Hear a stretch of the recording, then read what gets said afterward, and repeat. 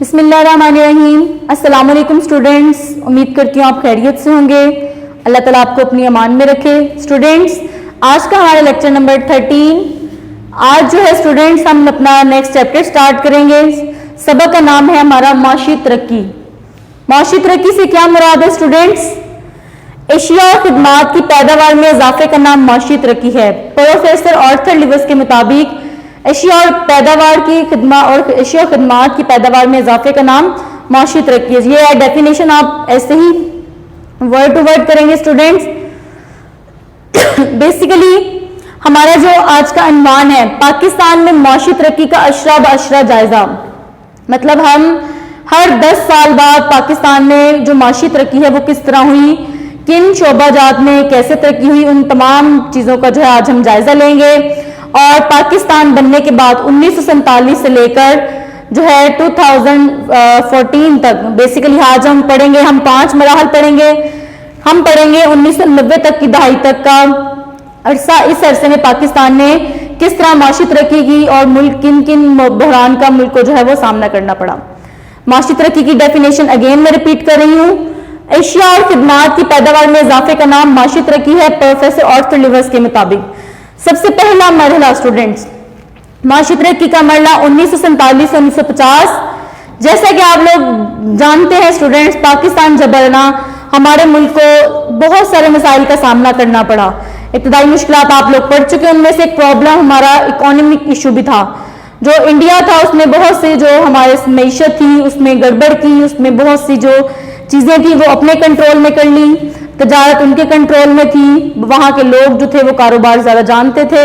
لہٰذا کیا ہوا, جب پاکستان اور ہندوستان سے لوگ تجارت کر کے یہاں آئے پاکستان میں, تو اس وقت لوگ ایک تو یہ کاروبار کرنا اتنا نہیں جانتے تھے, اگر جو جانتے تھے تو ان کے کاروبار اس طرح تھے کہ وہ نہ ہونے کے برابر تھے. لہٰذا جو ہمارے ملک کی معیشت تھی, ملک کی جو ترقی تھی صنعتی, اس میں بہت سارا جو ہے وہ خلا آ گیا. اس بات کو لے کر 1947 میں 1947 میں ایک صنعتی کانفرنس جو ہے وہ قائم کی گئی, اس کا انعقاد کیا گیا, جس کا مقصد تھا کہ خام مال مطلب پٹسن, کپاس, گندم, چمڑے وغیرہ سے متعلق صنعتی اداروں کے قیام پر جو ہے وہ زور دیا جائے اور ملک میں جو ہے وہ ایک انڈسٹریل بورڈ اور صنعتی کارپوریشن کا ادارہ قائم کیا جائے تاکہ ملک جو ہے وہ معاشی ترقی کی راہ پر گامزن ہو سکے. اس سلسلے کو لے کر جو پہلا مرحلہ تھا 1947 سے 50, ان 3 سالوں میں جو ہمارے پاس ضروریات کی چیزیں تھیں, خام مال تھا, ان سے انڈسٹریز لگانے کا جو ہے وہ سوچا گیا. اس پہ باقاعدہ نہ صرف سوچا گیا بلکہ اس کے لیے مختلف کمیٹیاں تشکیل دی گئیں. معاشی ترقی کا دوسرا مرحلہ 1950 سے 60, پاکستان صنعتی ترقیاتی کارپوریشن.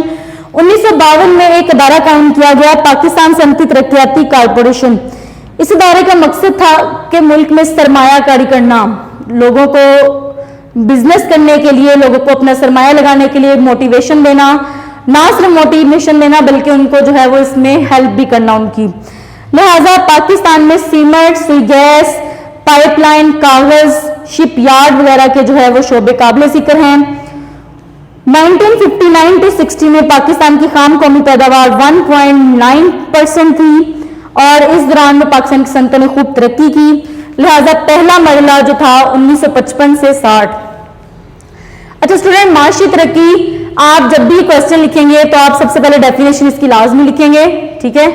اور دوسری بات یہ کہ معاشی ترقی کسی بھی ملک میں ملک کی معیشت کو بہتر کرتی ہے, ملک کے جو تمام ادارے ہوتے ہیں, شعبہ جات ہوتے ہیں, ان میں بہتری لے کے آتی ہے. لہٰذا کسی بھی ملک میں جو ہے وہ معیشت کے لیے اکانومی پلاننگ جو ہے وہ بہت بہتر طریقے سے کی جاتی ہے. 1950 میں ہمارا پہلا منصوبہ تیار کیا گیا معاشی. اس کا حجم تھا 1080 کروڑ روپے اس کا حجم تھا, اور اس میں قومی آمدنی 1% تھی اور فی کس آمدنی جو ہے وہ تقریباً 2% بڑھ گئی. صنعتیں اس سلسلے میں قائم کی گئی, صنعتیں بہت زیادہ قائم ہوئی. اس کے علاوہ اس دوران درآمدات کو نہ بڑھایا جا سکا, درآمدات میں اضافہ ہوا. اس دوران زرعی پیداوار میں بھی اتنا اضافہ نہ ہوا. لہٰذا یہ جو ہمارا پہلا منصوبہ تھا, اگر یہ کہا جا سکے, بہت سارے شعبوں میں یہ ناکام رہا. جو اس کا حجم سوچا گیا تھا اس کے مطابق اس کی معاشی ترقی کی رفتار جو ہے وہ تیز نہ ہو سکی. لیکن اس منصوبے کی ناکامی سے یہ سوچا گیا کہ آئندہ آنے والے منصوبوں کے لیے مختلف مزید اچھی اسٹریٹجیز جو ہے وہ اپنائی گئی تاکہ ان منصوبوں کو جو ہے وہ کامیاب کر سکے, ملک جو ہے وہ معیشت بہتر ہو سکے. معاشی ترقی کا تیسرا مرحلہ 1960 to 1970. دوسرا 5 سالی ترقیاتی منصوبہ 1960 سے 65 میں ہوا. جنرل محمد ایوب خان, جیسے کہ آپ لوگ جانتے ہیں 1958 میں مارشل لا لگا تھا, ایوب خان کا دور حکومت تھا اس وقت.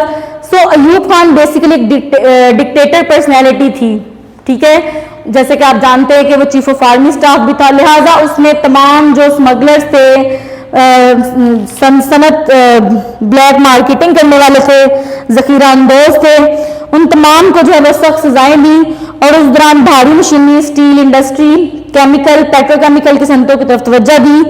1965 کے بعد صنعتی شعبہ کی رفتار میں بہت زیادہ اضافہ ہوا. اس منصوبے کا حجم 2300 کروڑ روپے تھا, اور اس منصوبے میں ملک میں 21% جو ہے وہ بچتوں کی شرح منفی 21% رہ گئی. منصوبے کے تحت معاشی ترقی میں اضافہ ہوا, قومی آمدنی 10% سے زیادہ ہوئی. اس کے علاوہ صنعتی شعبہ میں بھی جو ہے وہ 40% اضافہ ہوا, برآمدات میں 7% اضافہ ہوا, زرعی شعبہ میں 15% ترقی ہوئی, اور اس کے علاوہ ہر شعبے میں جو ہے وہ کافی حد تک ترقی ہوئی. اگر ہم یہ کہیں حاصلات کو دیکھیں تو دوسرا منصوبہ جو ہے وہ کافی حد تک جو ہے وہ کامیابی سے ہمکنار ہوا, بلکہ نہ صرف ہمکنار ہوا بلکہ کئی شعبوں میں ترقی جو ہے وہ زیادہ ہوئی, اور اس طرح پاکستان کی ترقی میں دوسرے 5 سالہ ترقیاتی منصوبے کو کافی اہمیت حاصل ہے. تیسرا 5 سالہ ترقیاتی منصوبہ 1965 سے 1970. اس منصوبے کا حجم 5200 کروڑ روپے تھا. اس منصوبے میں جو ہے سرمایہ کاری کی شرح 4% رہ گئی, زرعی ترقی میں 4.5% اضافہ ہوا, برآمدات میں 7% اضافہ ہوا. تیسرے منصوبے کو حقیقی وسائل اور روزگار میسر نہ تھے جو معاشی ترقی کے لیے درکار تھے, لہٰذا حاصلات کو دیکھیں تو جو یہ منصوبہ تھا, تیسرا منصوبہ پہلے اور دوسرے مرحلے کی طرح جو ہے یہ ناکام رہا. جس طرح اس کی پلاننگ کی گئی ویسے یہ کامیاب نہ ہو سکا. معاشی ترقی کا چوتھا مرحلہ 1970-1980. بھٹو کا دور حکومت 1970, جیسے کہ آپ جانتے ہیں 1971 میں انڈیا نے اٹیک کیا, ہمارا ایک حصہ ہم سے الگ ہو گیا, اور ذوالفقار بھٹو نے ملک سنبھالا. ملک بے شمار مسائل کا شکار تھا.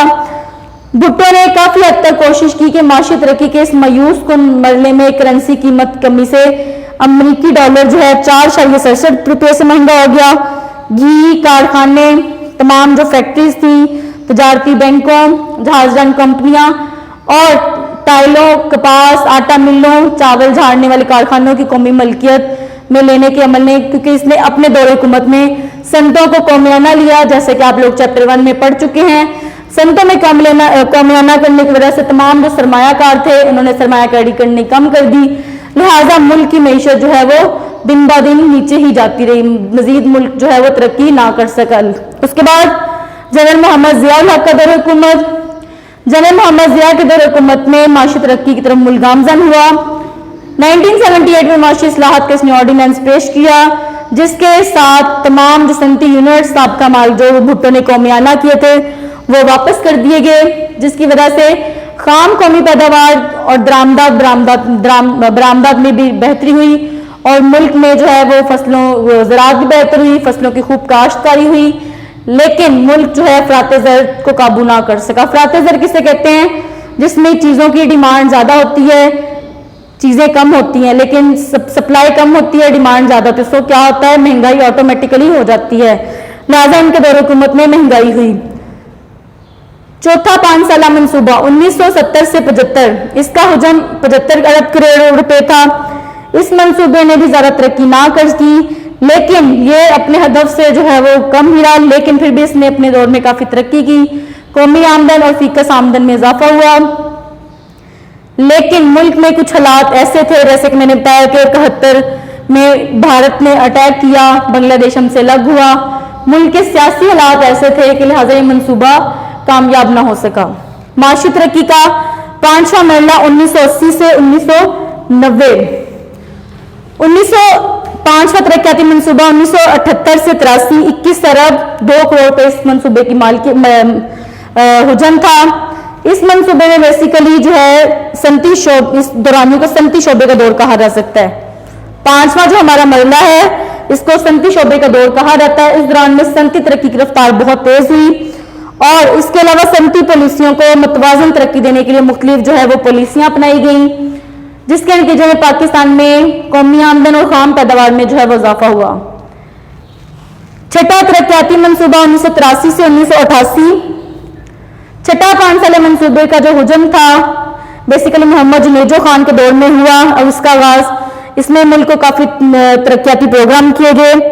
اس کے علاوہ زکوٰۃ اور عشر کے نظام کو بہتر کیا گیا تاکہ جو غریب اور مستحق لوگ ہیں ان کی مالی امداد کی جا سکے. خام قومی پیداوار میں اضافہ ہوا، ملک کی قومی آمدن میں بھی اضافہ ہوا، افراط زر کی شرح جو ہے وہ زیادہ ہوگی اور بجلی کی پیداوار میں بھی اضافہ ہوا. محترمہ بے نظیر بھٹو کا دور حکومت. اسٹوڈینٹس، جو چھٹا منصوبہ تھا بیسیکلی 1983 to 88 جنیجو خان کے دور میں ہوا، لہٰذا اس منصوبے نے بھی جو ہے کافی حد تک کامیابی حاصل کی. ملک میں مختلف پروجیکٹس پہ کام کیا گیا، مختلف صنعت کاری کی گئی، لوگوں نے سرمایہ کاری کی اور ملک کی معیشت جو ہے وہ بہتر ہوئی. محترمہ بے نظیر بھٹو کا دور حکومت جیسے کہ آپ لوگ پڑھ چکے ہیں 1988 میں سے لے کر 1990 تک بے نظیر بھٹو کا دور حکومت کا آغاز ہوتا ہے، جو پاکستان کی پہلی اور مسلم دنیا کی بھی پہلی خاتون وزیر اعظم تھی. ان کے دور حکومت میں خام قومی پیداوار کی شرح جو ہے وہ صرف 5.1% رہ گئی. زراعت میں ترقی کا اندازہ 5.2% رہا. اس کے علاوہ بیرونی تجارت کا خسارہ کم ہوا، سرمایہ کاری کی فضا کچھ کم ہوئی. محترمہ بے نظیر بھٹو کے پہلے دور میں معاشی حالت تسلی بخش رہی، بلکہ کئی شعبوں میں ترقی کا ہدف مقرر ہدف سے زیادہ بڑھا. پاکستان کی معاشی ترقی کے لحاظ سے بے نظیر کا پہلا دور حکومت خاصی اہمیت کا حامل ہے. اسٹوڈینٹس، آج کا جو ہمارا لیکچر تھا، ہم نے معاشی مراحل جو ہے وہ 5 مرحلے تک پڑھے. 1947 سے لے کر 1990 تک ہم نے پاکستان کی اکانومک پلاننگ پڑھی، کس طرح حکومت نے پلان کیا، کتنے اس پہ بجٹ رکھا گیا، قومی آمدن کس طرح رہی، ملک کن کن مراحل سے گزرا، سیاسی حالات نے کس طرح ملک پہ اثرات ڈالے. ہم نے ان تمام مراحل کو پڑھا. اسٹوڈینٹس، جب بھی یہ کوشچن لکھے کائنڈلی یہ ڈیفینیشن پوائنٹ آؤٹ کر لیجیے گا، it's very important. Professor Arthur Lewis کی یہ ڈیفینیشن آپ کی بک پہ ہی پوائنٹ آؤٹ ہے. یہ آپ کی جو ٹاپکس ہیں، یہ میں نے ہیڈنگز بنائی ہیں پیراگراف کی، ان کو نوٹ کر لیجیے گا. ٹھیک ہے، اپنا بہت سارا خیال رکھیے گا. امید کرتی ہوں لیکچر آپ کو سمجھ آیا ہوگا. اپنا خیال رکھیے گا، دعاؤں میں یاد رکھیے گا. اللہ حافظ.